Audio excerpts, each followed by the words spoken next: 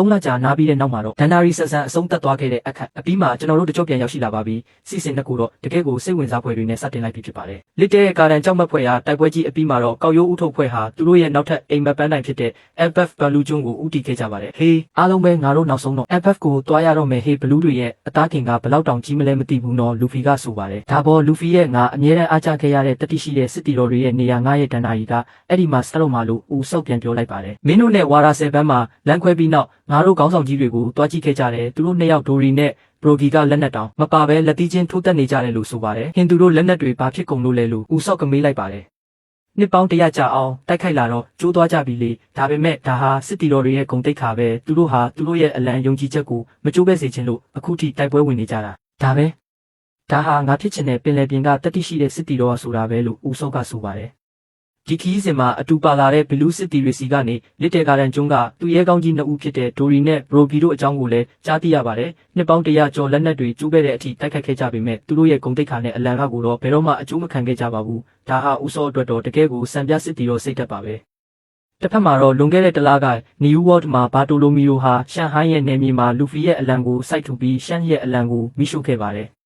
ဒါဟာဧကရစ်တယောက်ရဲ့မျက်နှာကိုဖျက်ရိုက်လိုက်တာပဲဒါကိုခွင့်လွှတ်လိုက်ရင်ငါအလံအောက်ကကျွန်းတွေနဲ့တငယ်ချင်းတွေအန္တရာယ်ရှိလာလိမ့်မယ်ဒါဟာငါရဲ့အလံအောက်ကလူတွေကိုစော်ကားတာပဲဒါကိုဒီတိုင်းလွတ်ထားလို့မရဘူးလို့ရှန်စ်ကဆိုပါတယ်ကျွန်တော်မှားသွားပါတယ်ဒါပေမဲ့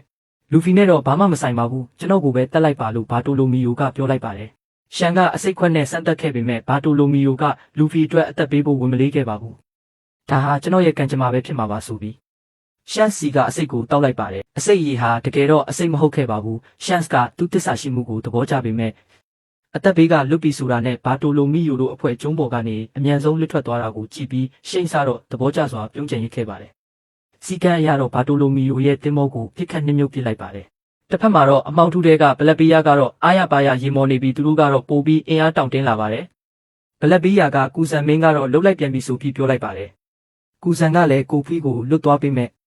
ဂါကိုတောင်ဖမ်းနိုင်ခဲ့ပါတယ်လို့ဆိုပါတယ်တတ်မလို့ပဲဒါပေမဲ့သူအသက်ရှင်နေသေးတယ်လို့ကူဆန်ကဆိုပါတယ်အေခုဆိုငါတို့စီမှာမျက်လုံး3လုံးနဲ့ပူတင်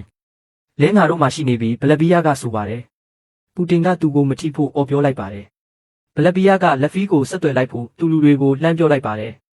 ယူနစ်တင်မောရေချောင်းမှာတော့နိုင်ငံအသီးသီးမှာရှိတဲ့စာနယ်ရိက္ခာတွေပိတ်ဆို့ခံရကြောင်းဘလက်ပီယာကိုသတင်းလှမ်းပို့နေပါတယ်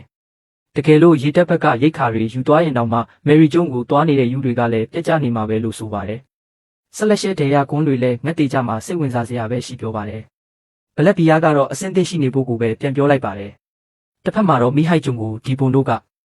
ခါယာဘုံကိုခေါ်ပြီးရောက်လာကြပါတယ်။ခါယာဘုံကလည်းပစ္စာနိုရဲ့လက်ကြီးနဲ့ဆွဲမှာဒါကိုကြည့်ပြီးကြောက်လန့်နေခဲ့ပါတယ်။အဲဘက်စ်ကနေထွက်လာတာ2 ရက်ကြာမှာတော့ထူးဆန်းတဲ့အဖြစ်အပျက်ကြီးဖြစ်သွားပါတယ်။